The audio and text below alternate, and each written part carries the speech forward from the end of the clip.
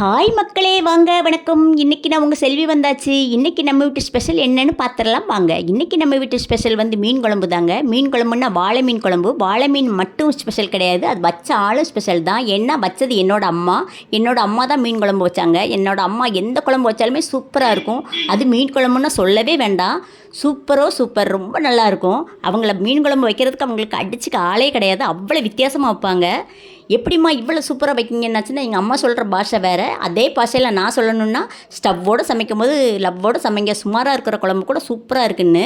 என்னோடய பசங்க நான் வச்சா சாப்பிட மாட்டாங்க, மீன் குழம்பே வேண்டாமா அப்படின்ட்டுருவாங்க. அவங்க நான் வச்சா மீன் குழம்பு 2 வைக்கணும். எங்கள் அம்மா வச்சா மட்டும் அம்மா மீன் குழம்பு ஊற்றுங்கம்மா நான் சாப்பிட்றேன்னு சொல்லுவாங்க. எப்படிம்மா இப்படிலாம் வைக்கிங்கன்னாச்சுன்னா, அவ்வளோ ருசியாக வைப்பாங்க. பாட்டி மாதிரி வைம்மான்னு சொல்லுவாங்க. ஆனால் எங்கள் அம்மா மாதிரி எனக்கு வைக்க தெரியாது. எங்கள் அம்மா வித்தியாசமாக வைப்பாங்க. உங்களில் யார் இப்படி வாழை மீன் குழம்பு சாப்பிட்ருக்கீங்கன்னு கண்டிப்பாக கமெண்டில் சொல்லுங்கள்.